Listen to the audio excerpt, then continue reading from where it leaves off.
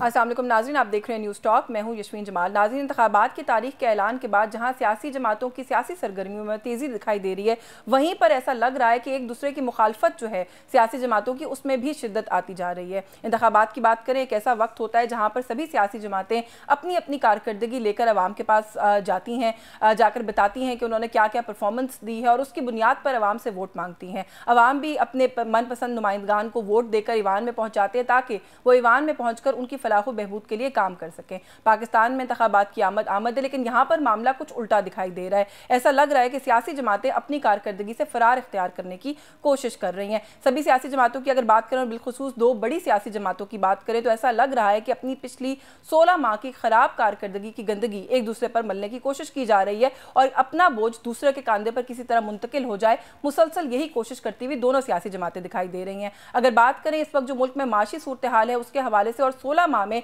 जिस तरीके से माशी सूरत हाल खराब हुई है, तो ये कहना गलत नहीं होगा कि अवाम की जिस तरह की दुर्गत बनी है उसकी मिसाल शायद पाकिस्तान में इससे पहले कहीं नहीं मिलती। बिलावल भुट्टो जरदारी साहब की बात करेंगे, वही बिलावल भुट्टो हैं जिन्होंने फ्लोर ऑफ द हाउस पे खड़े होकर शहबाज शरीफ साहब के लिए कहा कि ये उनके वजीर आजम हैं। वो शहबाज स्पीड का जिक्र करते नहीं थकते थे। अब हम ये देख रहे हैं कि मुसलसल नून लीग को और उसी वजीर आजम को जिनको अपना कहा करते थे उन्हें तनकीद का निशाना बना रहे हैं। बिलावल भुट्टो जरदारी ने मिठी में गुफ्तगू करते हुए पाकिस्तान मुस्लिम लीग नवाज को मुखातिब करते हुए ये कहा कि मैं तो अपनी 15 माह की कारकर्दगी का हिसाब दे सकता हूं, क्या आप अपनी 15 माह की कारकर्दगी का हिसाब देकर अवाम के पास जा सकते हैं?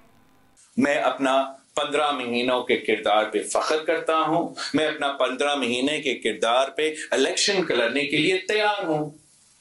आप शहबाज शरीफ से पूछे, इसाक डार से पूछे, खुर्रम दस्तगीर साहब से पूछे, ख्वाजा साद रफीक साहब से पूछे, अयाज सादिक साहब से पूछे, अहसन इकबाल साहब से पूछे, क्या वो अपना 15-16 महीने के कारकर्दगी पे लड़ने के लिए तैयार हैं या वो अपने मुंह छुपा रहे हैं? जी, बिलावल भुट्टो के इस तुंदो तेज बयान पर मुस्लिम लीग नून कहाँ चुप रहने वाली थी। एहसन इकबाल साहब ने भी हमने देखा कि ट्विटर का, सोशल मीडिया का रुख किया, वहाँ जाकर इसका जवाब दिया और कहा कि जहाँ तनकीद की थी बिलावल भुट्टो साहब ने, अगर ये भी थोड़े से बड़ेपन का मुजाहरा करते और थर्ड कोल का जो मंसूबा है उसका क्रेडिट भी दे देते नवाज शरीफ साहब को। बात करें ख्वाजा साद रफीक साहब की, वो भी ट्विटर की तरफ हो लिए और उन्होंने वहाँ जाकर कहा कि ना सिर्फ उन्होंने बल्कि उनके ख़ानदान ने जो कुछ किया है और कभी भी किसी भी सूरत हाल में मुँह नहीं छुपाया। साद रफीक साहब ने यह तलकीन भी की बिलावल भुट्टो साहब को कि आप हमें ना छेड़ें, नून लीग को ना छेड़ें तो बेहतर होगा। अगर बात करें थोड़ा सा और आगे बढ़कर और बिलावल की तनकीद की, तो बाप के नुमाइंदगान की नून लीग में शमूलियत पर भी बिलावल भुट्टो बहुत तनकीद का निशाना बना रहे हैं और आड़े हाथों ले रहे हैं नून लीग को। उनका कहना यह है कि वही बाप है जिन्होंने माजी में जब पीपल्स पार्टी को वोट दिया था तो नून लीग को खासा नागवार गुजरा था। नून लीग ने बार बार इस बात को लोगों के सामने रखा था कि बाप किस तरह से वजूद में आई थी। उन्होंने ये भी कहा कि मैं याद दहानी करा दूं कि ये वही चीफ मिनिस्टर हैं जो आपकी हुकूमत गिरा कर वज़ीर आला की कुर्सी पर बराजमान हो गए थे, जिन्हें आज आपने अपनी जमात में शामिल कर लिया है। बाप के हवाले से नून लीग का माजी में क्या मौक़िफ़ रहा, मरियम नवाज क्या कुछ कहती रही, ये भी सुन लीजिए। रातों रात बाप या माँ के नाम से एक पार्टी बनती है और वो एक बच्चे को जन्म देती है और अगले दिन वही बच्चा वजीर आला की कुर्सी पे बिठा दिया जाता है। Shem Shem Shem. जी, आज वो बच्चा पाकिस्तान मुस्लिम लीग नून का बाज़ाब्ता तौर पर हिस्सा बन चुका है। थोड़ा सा इस पर बात करेंगे क्योंकि बिलावल साहब ने ये मशवरा भी दिया है, मुफ्त मशवरा नून लीग को, कि पंजाब पर फोकस करें। आप जो दूसरे सूबों पर एक एक दो नशिस्तों के लिए फोकस करते हुए नजर आ रहे हैं, उससे और कुछ साबित नहीं हो रहा सिवाय इसके कि आप पंजाब में इस वक्त कमज़ोर हैं। मेरे साथ जो मेहमान शख्सियात तारुफ करवा के गुफ्तगू का आगाज़ करेंगे, पाकिस्तान पीपल्स पार्टी से सीनियर सियासतदान हैं कादिर मंदुखेल साहब ने हमें ज्वाइन किया। बहुत शुक्रिया सर आपका, आपके वक्त के लिए। पाकिस्तान मुस्लिम लीग नवाज से राना एहसान अफजल मौजूद है, थैंक यू सो मच एहसान आपके वक्त के लिए। सीनियर जर्नलिस्ट हैं, एंकर पर्सन हैं अमीर अब्बास ने हमें ज्वाइन किया, बहुत शुक्रिया अमीर आपका भी आपके वक्त के लिए। अमीर, अगर आपसे ही पहले एक तज्जिया ले लिया जाए मौजूदा सूरत हाल का और गुफ्तगू का आगाज कर लिया जाए, क्या हो रहा है? ये सारा जो कुछ हो रहा है सिर्फ मीडिया ऑप्टिक्स है, इलेक्शन लड़ना है इसलिए हो रहा है, या फिर ये लोग बैक टू स्क्वायर वन, वो जो 90 की दिहाई की सियासत की हम बात करते हैं, आपको वहीं पर कहीं ये दोनों जमातें जाती हुई अब नजर आ रही है? जी बहुत शुक्रिया। देखें, इकबाल ने कहा था कि खुद बदलते नहीं कुरान को बदल देते हैं, हुए किस दर्जा फकीहाने हरम बेतौफीक।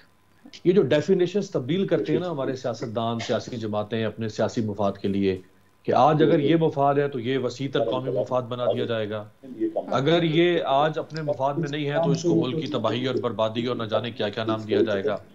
अब ये जो कुछ अल्फाज आपने सुनवाए हैं, मेरा ख्याल है ये तो सेल्फ एक्सप्लेनेटरी है। अब इसके बाद भी अगर इसका कोई दिफा कर सकता है कि नहीं हमारा ये फैसला ठीक है, आज बाप को गले लगाने का, आज बाप को जफ्फी डालने का ये फैसला ठीक है, अगर इसका दिफा आज हो सकता है तो फिर आज क्या आपका प्रोग्राम जो है ना यशवीन साहबा, इसके बाद तो पाकिस्तानी सियासत के आगे आप फुल स्टॉप लगा दें। नहीं, लेकिन फुल स्टॉप पहले तो कभी नहीं लगा अमीर। इन लोगों ने एक दूसरे के गिरबान भी पकड़ने थे, इनको घसीटना था एक दूसरे को। फिर हमने देखा कि 16 महीने जिस तरह ये शीरो शक्कर हुए उसकी मिसाल भी नहीं मिलती थी। तो आज वही फॉर्मूला बाप पे अप्लाई हो गए, तो हम में से किसी को हैरत क्यों हो रही है? अब ये भी बात ठीक है आपकी कि हैरत क्यों हो रही है, क्योंकि आप अगर इमरान खान की सियासत उठा के देखें तो उन्होंने भी एमक्यूएम के बारे में क्या कहा, साथ बिठाया, परवेज इलाही साहब के बारे में क्या कुछ साथ बिठाया, परवेज इलाही को कहा, साथ बिठाया। फिर पीपल्स पार्टी और पीएमएलएन का जो रोमांस 16 महीने चला वो आपने देख लिया। जैसे ही बाहर निकले 16 महीने गले मिले, 16 महीने के बाद गले पड़ गए एक दूसरे के। और ये बिलावल साहब हैं जी हम कसूरवार नहीं है, फलां से पूछे, नहीं भाई ये बात नहीं है मीठा मीठा हप कड़वा कड़वा थू थू। 16 महीने आप वजारत एंजॉय करें और बाद में कहें कि कसूरवार सारा का सारा इसहाक डार है, शहबाज शरीफ है, एहसन इकबाल है, याद सादिक है, खुरम दस्तगीर है, ख्वाजा आसिफ है। नहीं, गवर्नमेंट जो है वो शेयर्ड बर्डन उठाती है। ये तो हमने पहली दफा, बिलावल साहब ऑक्सफोर्ड से पढ़े हुए हैं, वो तो कम से कम ये इस किस्म की डेफिनेशन ना रखे कौम के सामने। हम तो पहली दफा हम ये डेफिनेशन सुन रहे हैं कि एक इत्तेहादी हुकूमत में हर बंदा इंफरादी तौर पर जवाबदेह है, इज्तिमाई तौर पे हुकूमत जवाबदेह नहीं है किसी बात की। अच्छा फिर भी चले, हम मान लेते हैं आपकी बात, हम मान लेते हैं आपकी बात कि ख्वाजा आसिफ अपना जवाब दें, इसहाक डार अपना जवाब दें, तो 16 महीने आखिरी दिन तक क्या आपको आखिरी दिन पता चला कि शहबाज शरीफ और उसकी काबीना ने मुल्क का सत्यानाश कर दिया? क्या आपको आखिरी दिन पता चला कि मुस्लिम लीग नून महंगाई लीग बन गई? आपको आखिरी दिन पता चला? आपकी हुकूमत जब आई पीडीएम की तो उसके 1.5-2 महीने के बाद ही मुल्क में सारे अशारिया डाउन होना शुरू हो गए थे। मीडिया चीख चीख के कह रहा था कि आपने जिस इमरान खान को निकाला कि वो मुल्क बर्बाद कर रहा है, आपने उससे ज्यादा मुल्क की बर्बादी शुरू कर दी। लेकिन उस वक्त भी आप तब भी नहीं बोले। That's a very valid point. मुझे इजाजत दें, मैं मंदोखेल साहब को जरा इस नुक्ते पे गुफ्तगू में शामिल कर लूं। जो मंदोखेल साहब, आपने अभी अमीर साहब की बात सुनी, ये अक्सर लोगों की इस वक्त राय बनती चली जा रही है कि मीठा मीठा हप हप कड़वा कड़वा थू थू। बिलावल भुट्टो जिन लोगों को अपना कहते थे, जो आप लोगों में प्यार मोहब्बत थी आपस में, शहबाज शरीफ कहते थे नवीद कमर मुझे दे दें, आप लोग कहते थे शहबाज पीठ की सिंध को ज़रूरत है। सर क्या हो गया अब जब एहतसाब की या जवाबदेही की बारी आई है? चले एहतसाब नहीं कहते तो अब आप कहते हैं कि अपना अपना हिसाब देंगे। जी बिल्कुल, हमीर अब्बास साहब मोहतरम है मेरे लिए, और आपको ये भी अच्छी तरह पता है, राना साहब मौजूद है, कि हमारी और नून लीग की दूर दूर तक नजरिया नहीं मिलता है। हमारी और नून लीग की सोच में ज़मीन आसमान का फ़र्क है। मैं ये नहीं कहता हूँ कि ये अच्छे है, हम अच्छे वो बुरे, मतलब सोच में हमारा फ़र्क है, सबको पता है, पूरे पाकिस्तान को पता है। लेकिन उस वक्त सूरत ऐसी थी कि मुल्क जिस तरफ जा रहा था या जिस अफरा तफरी की तरफ जा रहा था, तो ये लाजिम था कि अदम एतमाद की तहरीक पास की जाए। ठीक है, अदम एतमाद की तहरीक पास होने के बाद आपको ये भी मैं सबूत के साथ बताऊं कि बिलावल साहब ने कितना अर्सा जो है ना वो हल्फ नहीं उठाया। आखिर में उसको मजबूर किया, उसने कहा भाई मैंने हुकूमत को उठाना था, उठा दी है, अब आप संभाले उसको। ठीक है, अच्छा उसके बाद मैं हूँ या मिसाल अमीर अब्बास की मैं हवाला दूंगा कि अगर हम दोनों को मजाज नहीं मिलते, हम किसी मजबूरी में एक साथ मिल जाते, तो इसका मतलब ये नहीं है कि हमीर अब्बास साहब जो है ना मेरे घर का जिम्मेदार है या मैं हमीर अब्बास के घर का जिम्मेदार हूँ। हमीर अब्बास साहब का अपना परफॉर्मेंस होगा, मेरा अपना होगा। ये जो सवाल करे कि इनफरादी जो है जिम्मेदारी, बिल्कुल है। जब आप 13-14 पार्टी इकट्ठे हो जाती है जिनका दूर दूर तक न कोई मंशूर, न कोई नजरिया, न कोई सोच मिलता है, और वो एक दूसरे के जिम्मेदार कैसे हो सकते हैं? जिम्मेदार एक दूसरे के ऐसे हो सकता है कि एक जो एक सिलसिला हमें नजर आ रहा था पिछली हुकूमत का, वो उनसे जान छुड़ाने के लिए हमने जब एक आपस में एहतियात कर दिया, वो इस एहतियात में हम कामयाब हो गए। अब आपको मैं मिसाल दलाइल के साथ नहीं, उनके खिलाफ इत्तेहाद अगर बनाया था उनको फारिग करने के लिए, तो उसके बाद फिर इलेक्शन में अवाम के पास चले जाते। सर जो आप बात करते हैं नजरिए पर तो कोई सवाल नहीं कर रहा, हमें बिल्कुल पता है दो अलग नजरियाती जमातें हैं। 16 महीने के लिए अगर आप लोग एक साथ इकट्ठा हुए थे तो 16 महीने की जिम्मेदारी आप सबको फिर कबूल करनी पड़ेगी एक साथ। आप अगर जबरदस्ती कबूल कराना चाहती है तो आपकी मर्जी है, वैसे मैं तो नहीं कर रहा हूँ, नहीं करेंगे। अच्छा ठीक है, ना कोई सोच बनता है, ना कोई आप दलाइल से मुझे मजबूर कर सकती है। अब आपको मैं मिसाल देता हूँ। शहबाज शरीफ साहब का मेरा हल्का एक है, NA242 मौजूदा नंबर है बल्दिया टाउन। 50 अरब रुपए का पानी का के फवाई मंसूबा का प्रोजेक्ट बन गया, PC1 बन गया, और खुशी शाह साहब मिनिस्टर थे, उसने बोला बस ये बजट में आते ही काम शुरू होगा। और मुझे पूरा 100% यकीन था कि मेरा शहबाज साहब का एक हल्का है, बिलावल साहब का हल्का साथ मिला के तो ये एक प्रोजेक्ट था 50 अरब पानी का। आप यकीन करेंगे मैं 50 मरतबा मैंने शहबाज शरीफ साहब से मिन्नत समाजत किए बहुत सारे MNA के सामने कि सर मेरा और आपका हल्का एक है, लोग पानी की बूंद बूंद को तरस रहे हैं। तो उसने कहा ठीक है, सब MNA से मुलाकात करता था, मुझसे नहीं, चलो उसको भी मैं नजर। मुझे खुर्शीद शाह साहब ने तसल्ली दी है कि हमने प्राइम मिनिस्टर से बात की है, ये मंसूबा मंजूर होगा बजट में। जब बजट में मंजूर नहीं हुआ तो मैं अगले दिन खुर्शीद शाह साहब के पास चला कि उसने बोला एंड टाइम पे मना कर दिए, बोलो पैसे नहीं है। तो अब आप मुझे बताओ इसके जिम्मेदार मैं कैसे हो सकता हूँ? यानी कि आप इंफरादी शिकायत करेंगे, लेकिन इंफरादी जुमला मुकम्मल करने दे। अगर शहबाज शरीफ साहब ने एंड टाइम पे, मैं खाली जगह छोड़ता हूँ, आपके ऊपर छोड़ता हूँ, हमें नहीं किया काम, तो उसको मैं क्या नाम दूं? ये नाम मैं आपके ऊपर छोड़ रहा हूँ और देखने वाले के ऊपर। चले मुझे जरा एहसान को गुफ्तगू में शामिल करने दें। एहसान साहब, आपने गुफ्तगू सुनी, अमीर अब्बास साहब ने जो बात कही कि बड़ा रोमांस रहा 16 महीने, नजर लग गई है सर रोमांस को किसी की? इलेक्शन में जाने के लिए ये गिमिक्स हैं दोनों सियासी जमातों की तरफ से। आप लोग जिस तरीके से एक दूसरे के साथ दस्तों गिरेबां हैं, नजरियाती इख्तिलाफ नहीं लग रहा, ये तो कुछ पर्सनल लेवल के ऊपर मामला हमें जाते हुए नजर आ रहे हैं। बिस्मिल्लाह रहमान रहीम। देखिए, जो हमारी एक कोलिशन हुकूमत थी वो इमरान खान जो उस वक्त हुकूमत में थे उनके खिलाफ बनी और एक आईनी तरीके से आई। अब हम एक दूसरे के मद्दे मुकाबिल हैं। प्राइम मिनिस्टर की जो उसकी कुर्सी के जो क्लेमेंट्स हैं उसमें पीपल्स पार्टी भी है और PMLN भी है, तो डेफिनेटली ये नेचुरल है कि एक दूसरे पे तनकीद जो है वो की जाएगी। पीपल्स पार्टी से जरा ज्यादा हो रही है क्योंकि शायद उनके पास अपना कोई नैरेटिव नहीं है, तो वो PMLN को अटैक करके वो समझते हैं कि अगर वो अवाम के पास जाएंगे तो शायद उनको कुछ वोट मिल जाए, लेकिन मेरा ख्याल है बड़ा वीक नैरेटिव उन्होंने लिया है। ज्यादा जो कैंपेन नवाज शरीफ साहब को चौथी दफा वजीर आजम बनने की कर रहे हैं वो पीपल्स पार्टी कर रही है कि जी ये तो बन गए, इनको तो ग्राउंड मिल गया, ये तो जो है सारा कुछ इनके हाथ में आ गया। तो ये एक सेल्फ डिफीटिंग नैरेटिव जब ये पीपल्स पार्टी लेके आ रही है, मेरे ख्याल से इससे उनको नुकसान ही होगा, फायदा नहीं होगा।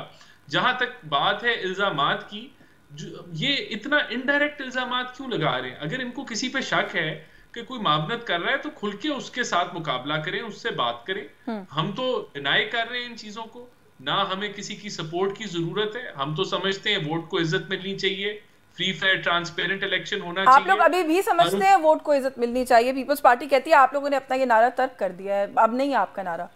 हमने तर्क कर दिया है तो ये बात करें ना, जो अगर कोई ऐसी हकीकत है, अगर कोई इनको लगता है कि कोई मुदाखलत सियासत में हो रही है तो जो कर रहा है उससे उसको जाके पकड़े। अच्छा एहसान, बिफोर आई मूव ऑन, ये जो आप कह रहे हैं सेल्फ डिफीटिंग नैरेटिव है, इसके ऊपर मैं आती हूँ, लेकिन एक सवाल का मुख्तसर जवाब दे दीजिए। इलेक्शन में जाने के लिए आप दोनों ने यही कहा कि हम लोग नजरियाती तौर पर मुख्तलिफ हैं, तो जाहिर है इख्तलाफ करेंगे। इंतखाबात में जाने के लिए क्राइटेरिया ये नहीं होना चाहिए कि आप अपनी कारकर्दगी बताएं, वो अपनी कारकर्दगी बताएं। यहाँ तो ऐसा लग रहा है कि कारकर्दगी है नहीं, इसलिए एक दूसरे के खिलाफ बस सुबह शाम जो है वो गोलाबारी जारी है। नहीं, देखिए हमारी तरफ से तो गोलाबारी, हम तो जवाब दे रहे हैं। हाँ। हमलावर तो ये हो रहे हैं, हम तो अपनी इलेक्शन कैंपेन लॉन्च कर रहे हैं, पॉलिटिकल स्ट्रेटजी के मुताबिक हम अलायंसेस बना रहे हैं, PMLN में लोग आ रहे हैं, उनको हम दावत दे रहे हैं। हम स्ट्रेंथन बलूचिस्तान का एक कामयाब तरीन दौरा रहा, इंशाल्लाह मुस्लिम लीग नून सूबाई हुकूमत बलूचिस्तान की बुलाएगी। तो PMLN तो बिल्कुल कीचड़ उछालने की सियासत नहीं कर रही। PMLN तो अपनी इलेक्शन कैंपेन पे फोकस्ड है। हमारे से जब सवाल पूछा जाता है पीपल्स पार्टी के हवाले से तो हम जवाब देते हैं, हम तो अपनी इलेक्शन कैंपेन के ऊपर गामजन है। अच्छा, मुझे एक ब्रेक का कहा जा रहा है, ब्रेक से वापस आते हैं तो थोड़ा सा इस इशू पर बात करते हैं कि इलेक्शंस के अंदर जो इंतखाबी इत्तेहाद बनते हैं वो कितने इंपॉर्टेंट होते हैं। सभी का फोकस होता है कि वो बनने चाहिए। पाकिस्तान पीपल्स पार्टी इंतखाबी इत्तेहाद बनाने की कोशिश को नून लीग की कमजोरी क्यों समझ रही है, इस पर बात करते हैं। इस ब्रेक के बाद हमारे साथ रहिए। जी वेलकम बैक नाज़रीन। अमीर, जो ब्रेक पे जाने से पहले मैंने नुक्ता छोड़ा था, तनकीद एक तो ये हो रही है कि लेवल प्लेइंग फील्ड किसी और को मैसर नहीं, सब कुछ नवाज शरीफ साहब के लिए हमवार किया जा रहा है या है। आप सारी सूरत हाल को कैसे देख रहे हैं? मैं जहाँ से देख रही हूँ मुझे ऐसा लगता है कि इस वक्त शायद मुल्क में एक ही सियासी जमात है जो इलेक्शन लड़ने की तैयारी कर रही है, और वो नून लीग है। नवाज शरीफ ही हैं जो सियासी अलायंसेस पर भी गौर कर रहे हैं, सब कुछ कर रहे हैं। पीपल्स पार्टी सिर्फ नून लीग पर तनकीद कर रही है एंड दैट्स इट। और पता नहीं लोग उसको किसी और तरीके से देख रहे हैं। मुझे लगता है कि कोई ओवर कॉन्फिडेंस है शायद पीपल्स पार्टी को, कि पीपल्स पार्टी किसी अलायंस की भी बात नहीं करी, कोई और हम एक्टिविटी उनकी तरफ से नहीं देख रहे। एक तो कादर भाई ने जैसे फरमाया, मैं बिल्कुल उनसे इत्तफाक करता हूं कि उस हुकूमत को निकालने के लिए इन्होंने वोट ऑफ नो कॉन्फिडेंस के कॉन्स्टिट्यूशनल ऑब्लिगेशन का इस्तेमाल किया, जो बिल्कुल ठीक है, इनका आईनी हक था और इनको इस्तेमाल करना चाहिए था। अगर कोई सियासी जमातें पार्लिमानी समझें कि ये हुकूमत अब इस काबिल नहीं है कि इसको हक हुक्मरानी मिले, तो उनको उस हुकूमत को निकाल देना इनका राइट है, इन्होंने बिल्कुल ठीक किया। लेकिन उसके बाद जब ये इन्होंने इक्तदार में आके बैठ गए और फिर उस इक्तदार को तूल देना शुरू कर दिया, डिस्पाइट ऑफ द फैक्ट कि इन पार्टीज के अंदर से आवाजें आ रही थी। मसलन नून लीग में से शायद हकान अब्बासी साहब ने मुझ समेत कई लोगों से जब हमारी उस जमाने में बात होती थी, वो कहते थे कि हमें हुकूमत में नहीं जाना चाहिए, बिल्कुल हम इमरान खान को निकालने आए थे भाई, उसको निकाल दिया। आप अगले तरफ जाएं, वो है इलेक्शन, साफ एंड शफाफ इलेक्शन। लेकिन जब ये इक्तदार में बैठ गई सारी जमातें आके 13 की 13 इक्तदार, फिर देखे ना इक्तदार तो फिर मुंह को खून की तरह लग जाता है। हाँ। तो सारी जमातें बैठ गई, जब बैठी तो अब ये एक्सक्यूज नहीं कोई भी जमात दे सकती कि नहीं हमारा कसूर नहीं। हाँ, उस वक्त चले जाते तो सारा कसूर किस पे आना था? उस इमरान खान पर जो आज सिंपैथीज का वोट बैंक हासिल कर चुका हो, जो इनके गलत तजर्बे की वजह से। आप कह रहे हैं कर चुका है, देखे ना, इसमें कोई शक तो नहीं है कि उसको सिंपैथीज का वोट बैंक मिल चुका हुआ है। वो इमरान खान के जिसकी गवर्नेंस नाकाम थी, वो इमरान खान के जिसका तर्ज हुक्मरानी नाकाम था, जिसके वादे पूरे नहीं हो पा रहे थे, जो रियासत मदीना और क्या क्या कुछ वादे कर रहा था, उसके अपने मंशूर पर अमल नहीं कर पा रहा था, इन्होंने उसको सिंपैथी का मौका फराहम किया ना। इनके 16-17 महीने और फिर अब ये जो 2 महीने ये गुजर गए, और फिर जो कुछ उसकी पार्टी के साथ हुआ उसने और ज्यादा उसको सिंपैथी वोट बैंक दे दिया। तो अब चूंकि इन्होंने किया तो अब भुगतना तो फिर इनको पड़ेगा ना। अब ये नहीं हो सकता कि पावर भी हम एंजॉय करें यशवीन, और फिर जब जिम्मेदारी उठाने की बात आए तो फिर हम कह रहे हैं कसूरवार तो कोई और है। नहीं, वो तो देखे ना, फिर अब मंदोखिल साहब आपको भी कह देंगे कि आप जबरदस्ती कर रहे हैं तो ठीक है, वरना वो मान नहीं रहे उन्होंने नहीं हमारा तो उनसे वो बेतकल्लुफ़ भी रहती है मंदोखिल साहब से। देखिए, जो जहां तक नवाज शरीफ साहब की बात है जी, इसमें कोई शक नहीं है कि इस वक्त एक ही रियासत का लाडला कह ले या रियासत का दुल्हा कह ले, चले लाडला जरा उसकी कॉनोटेशन खराब हो चुकी है, मैं चले उसको दुल्हा कह देता हूं। हाँ, रियासत का एक ही दुल्हा इस वक्त, वो तो मियां नवाज शरीफ साहब, इसमें कोई शक नहीं है। देखिए, एक होती है आखिर कम से कम 4 या 5 जनरल इलेक्शन तो मैंने बतौर सहाफ़ी कवर किए, तो हमें पता है कि प्री इलेक्शन इस मुल्क में रैगिंग कैसे होती रही है, इलेक्शन डे में क्या होता है और शाम 5 बजे के बाद इस मुल्क में क्या होता है, ये सब हमने देखा है। इसलिए अब कम से कम हमें तो ये कोई ना कहे कि नहीं ये जो कुछ हो रहा है ये इंडिजिनसली हो रहा है। ठीक है, एक होती है इंडिजिनस पॉलिटिक्स, वो हमें पता कैसे होती है, लेकिन ये जो अब पिछले 1-1.5 महीने से जो काम शुरू हुआ है ये इंडिजिनस नहीं है। और ये वक्त आएगा फिर चीजें जैसे आज 2018 के इलेक्शन की निकल कर आ रही है ना, कि फैद हमीद ने क्या किया और बाजवा ने क्या किया और आरटीएस कैसे बैठा, ये चीजें 2-3 महीने की बात है ना, इलेक्शन 3 महीने के फासले पर है। आप देखिएगा 8 फरवरी की शाम को इस मुल्क में फिर कैसा सफे मातम बिछेगी। और ये जो सिलेक्टेड उनको कहा गया था सिलेक्टेड, इनको सो बेहतर तो ये होता, ये जो अभी आपने आखिर में नुक्ता उठाया ना 8 फरवरी की शाम वाला, इस पे मैं आती हूँ, ये बड़ा एक इंपॉर्टेंट पॉइंट है कि उसके बाद क्या होगा, उससे पहले की तो हम बहस कर रहे हैं। लेकिन मंदोखिल साहब, जुलाई की शाम को भी यही हुआ था। मंदोखिल साहब, ये जो वैसे अमीर ने तो खैर आपके मौक़िफ़ की कहीं ना कहीं तायीद की है, लेकिन मैं फिर भी ये सवाल करना चाह रही हूँ कि पाकिस्तान पीपल्स पार्टी जब बार बार की शिकायत कर रही है कि लाडला है कोई लाडला प्लस है, तो जो बात अभी कर रहे थे राना एहसान, कि आप किसी रेलेवेंट फोरम पर जाके इस मसले को क्यों नहीं उठाते? क्योंकि खाली शिकायत करने से ऐसा लगता है कि आप ये शिकायत कर रहे हैं कि आप लाडले क्यों नहीं हैं, लाडला आपको होना चाहिए था। देखिए, बिल्कुल अच्छा सवाल किया राना साहब ने कि हमें किसी पे शक नहीं है, हमें शक नहीं है, हम यकीन है, हम दलाइल के साथ, वीडियो के साथ, हर चीज, और वो भी मीडिया को बताने की जरूरत नहीं है। आप मुझे बता दें एक बात कि नून लीग वाले इतने खुश हो रहे हैं और अमीर अब्बास साहब ने भी उसको दुल्हा बना दिया है, वो भाई उस दुल्हे को पहले पिंजरे से तो बाहर निकालो। उस बिजले वो जो दुल्हा है जो पाकिस्तान की अदालतों में मुजरिम है, उसको मुजरिम से आम आदमी तो बना लो, उसकी जो नाली है उसको तो खत्म करा लो। और आप मुझे बता दो पाकिस्तान की 77 साल, अंग्रेज की 100 साल में कोई मिसाल मिल रहा है इस तरह दुल्ला बकौले अमीर अब्बास की इस तरह दुल्ला हो जो एक शख्स अदालतों से सजा याफ्ता हो और उससे पाकिस्तान का कमिश्नर मिल रहा हो और एक बेशरम डीआईजी टोपी वर्दी पहन के उसको लूट मार रहा हो, उसकी तो वर्दी उतारनी चाहिए अगले दिन उसकी। नादरा की टीम उससे अंगूठे लगवा रहे हैं। मंदो खेल साहब, मैं आपको मंदो खेल साहब इंटरप्ट करूंगी, थोड़ा सा यहाँ पे इंटरप्ट करूंगी। सारी सियासी जमातें, आपके सभी कायदीन जब इस तरह के किसी आप लोगों के बकौल सियासी इंतकाम से गुजरते हैं, लीगली आप लोगों को कॉर्नर किया जाता है, तब आप कहते हैं कि ये सिस्टम हमारे साथ ज्यादती कर रहा है, सियासी इंतकाम है। आज अगर नवाज शरीफ ये कह रहे हैं तो आप उनको ये बेनिफिट ऑफ डाउट या ये मार्जिन देने को क्यों तैयार नहीं है? नवाज शरीफ भी तो यही कहते हैं सारे केसेस गलत हैं। बिल्कुल तैयार है। नवाज शरीफ साहब का जो मुकदमा है मैं बिल्कुल उसको गलत समझता हूं और मैंने नून लीग के दोस्तों को उस वक्त भी बोला कि जब एक जज अरशद मलिक रंगे हाथों पकड़ा गया था तो आप उसको बेस बना के उसकी अपील दाखिल की, उस वक्त ये मुल्क से बाहर क्यों चले गए?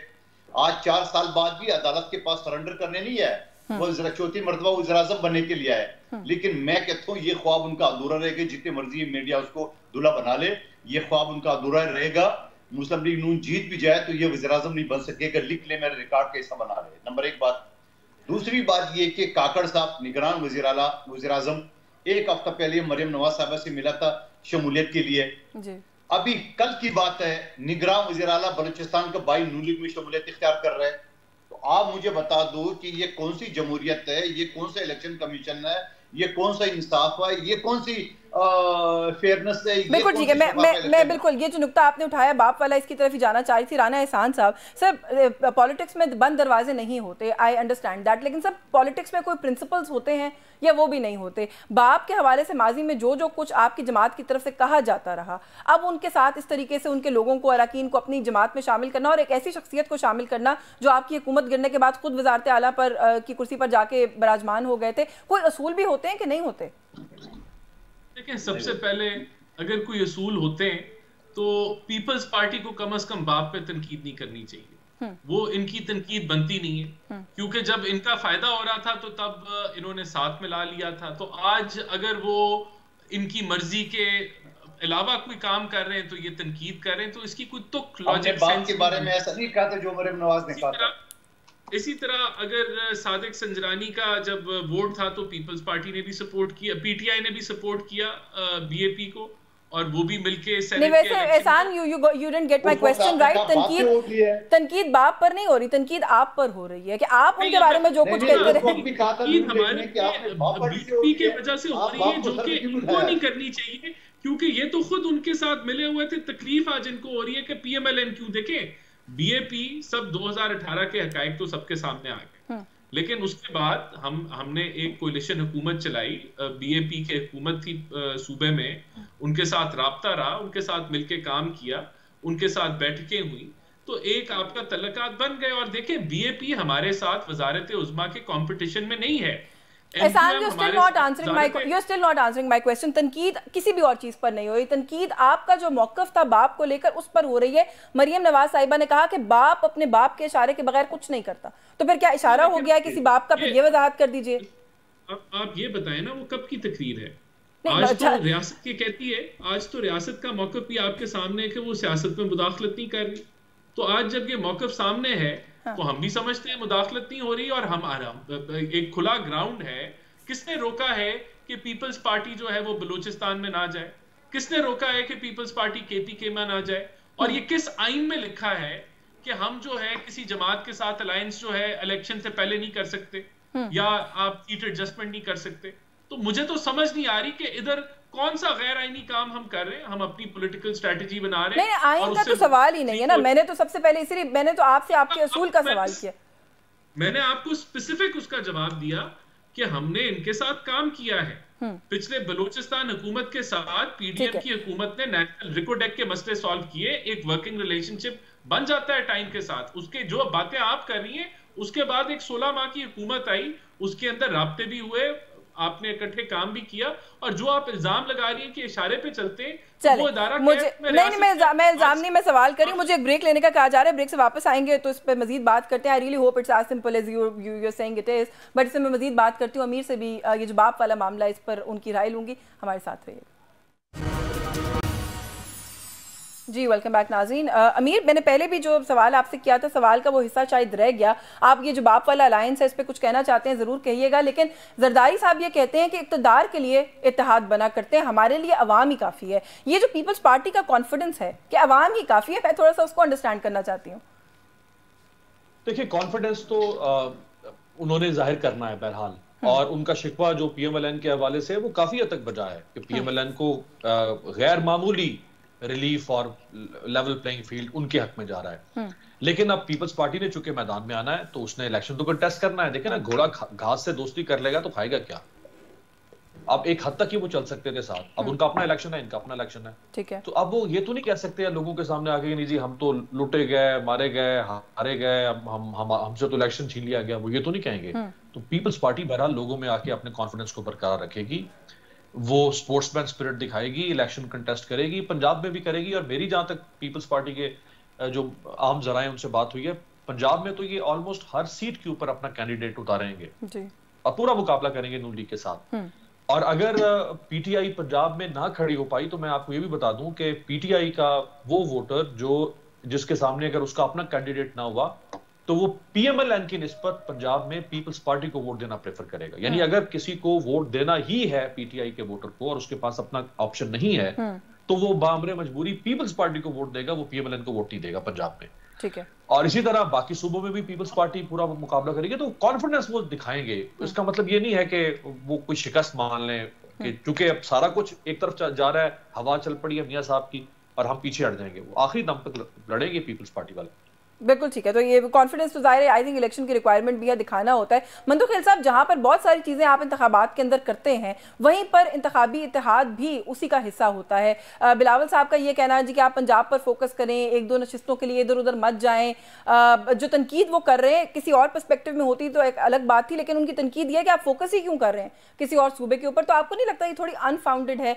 इंतखाबात के अंदर तो इत्तेहाद बना करते हैं। शहबाज शरीफ साहब ने कहा है कि आप अपने कैंपेन पर फोकस करें, रोएं धोएं मत। देखिए, अभी जो पहले अमीर अब्बास साहब ने बात की है कि एक ही जमात है जो इलेक्शन में एक्टिव नजर आई, वो नवाज शरीफ साहब का नून लीग किया। तो मेरे भाई, आप मुझे बताओ, शहबाज शरीफ साहब कराची तो दूर की बात है कि वो कभी आएगा, यकीनन लोग उसको जवाब देंगे वोट की सूरत में, मगर लाहौर के अंदर जो उसके ऊपर पथरा हुआ, लोगों ने उसकी गाड़ी को रोका, तो वो अंजाम उनको नहीं पता। ये जो कहते थे कल तक हम इलेक्टेबल नहीं लेंगे, हम लोटे नहीं लेंगे, आज ये ले रहे हैं, तो ये कौन सा सियासत जो कर रहे हैं? ऑन ग्राउंड तो कुछ नहीं है।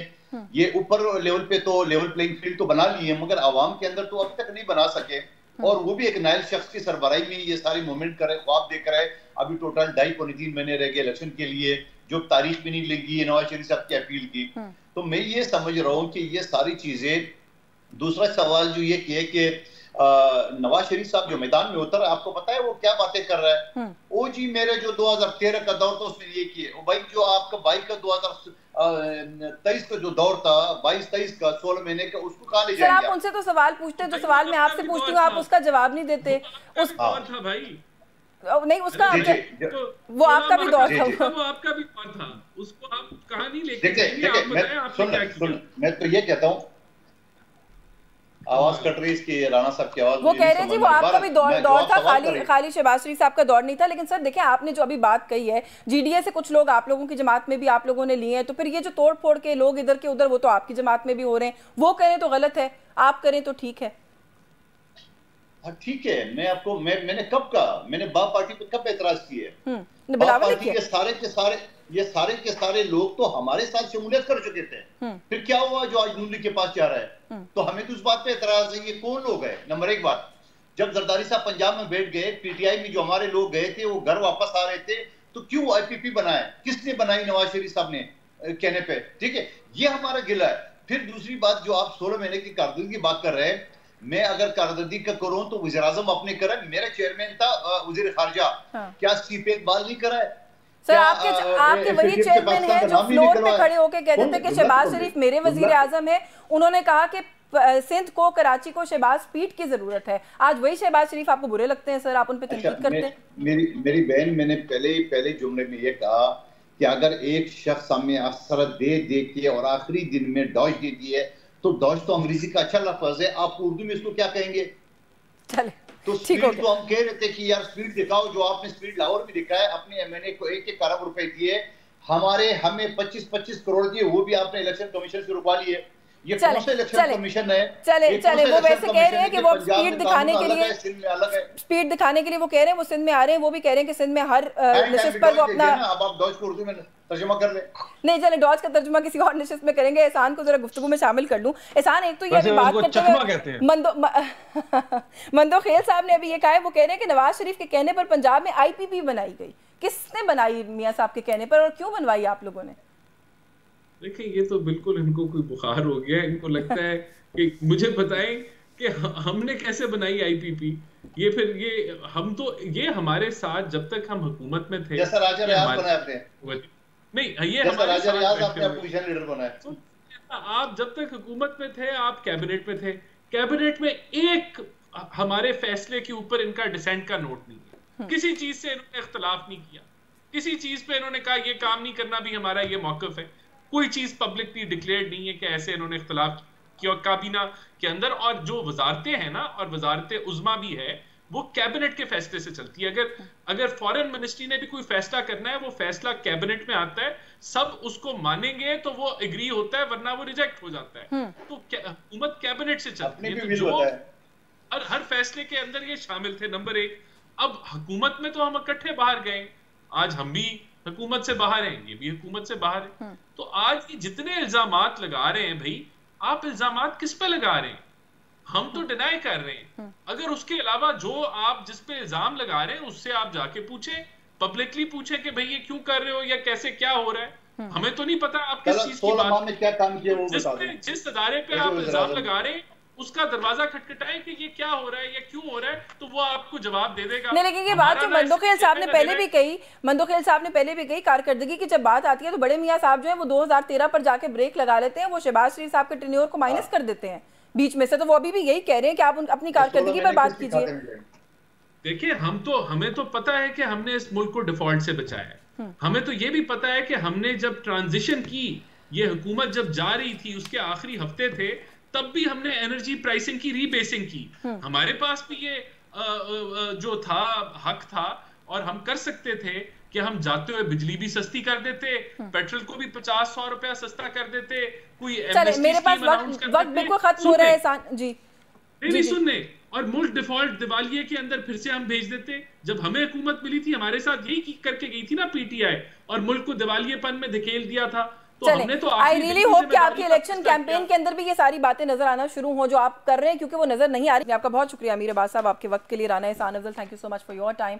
कादिर मंदोखेल साहब के बहुत शुक्रगुजार हैं, प्रोग्राम में उन्होंने वक्त दिया। जो इस वक्त मुल्क में सूरत हाल है, जो आपस में इख्तलाफ हम देखने के अरूज पर जा रहा है, उसके हवाले से हमने कोशिश की कि बात करें, लेकिन बात कारकर्दगी की जब आती है तो कोई भी जमात कारकर्दगी पर प्योरली बात करने के लिए नहीं आती। अभी तक तो यही नजर आ रहा है कि एक दूसरे पर उंगलियां उठाना जो है वही इस वक्त तर्ज सियासत है सभी सियासी जमातों का। न्यूज़ टॉक से आज के लिए बस यही कुछ। यशवीन जमाल को इजाजत दीजिए, अल्लाह हाफिज़।